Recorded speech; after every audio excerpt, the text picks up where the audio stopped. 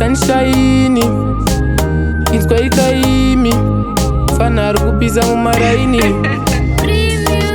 Honest friend ukumborara kuchechi asi nhamo yacho iri kumhanya sehachi daima ndipa mazigi nemaranzi kuti ndone mari yekutenga bhandi life yangu yakabva nekure saka nhasi ndatirega ndishaure ndaimukira kuchema senhengure tena mumakumbo vaifunga ndichigure life yangu yakabva nekure saka nhasi ndatirega ndishaure ndaimukira kuchema senhengure tena mumakumbo vaifunga ndichigure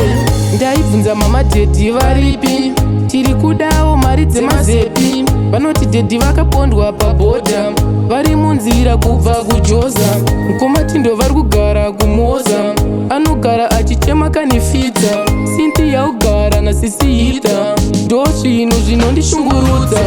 life yangu yakabva nekure saka nhasi ndatirega ndishaure ndaimukira kuchema senhengure tena mumakumbo vaifunga ndichigure life yangu yakabva nekure saka nhasi ndatirega ndishaure ndaimukira kuchema senhengure tena mumakumbo vaifunga ndichigure nhamo dzangu ndedzinyora pabhodhi ndibatsireiwo my father my lord ndo zvimwe zvichandipa kumwa skadhi kwete nekuda bhati kusamabvisa stresi honest friend uri kumborara kuchechi asi nhamo yacho iri kumhanya sehachi daima ndipa mazigi nemaranzi kuti ndone mari yekutenga bhandi life yangu yakabva nekure saka nhasi ndatirega ndishaure ndaimukira kuchema senhengure tena mumakumbo vaifunga ndichigure life yangu yakabva nekure saka nhasi ndatirega ndishaure ndaimukira kuchema senhengure tena mumakumbo vaifunga ndichigure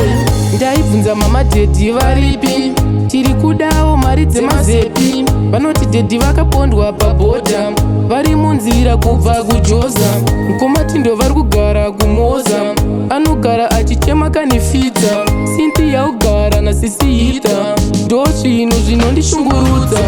life yangu yakabva nekure saka nhasi ndatirega ndishaure ndaimukira kuchema senhengure tena mumakumbo vaifunga ndichigure life yangu yakabva nekure saka nhasi ndatirega ndishaure ndaimukira kuchema senhengure tena mumakumbo vaifunga ndichigure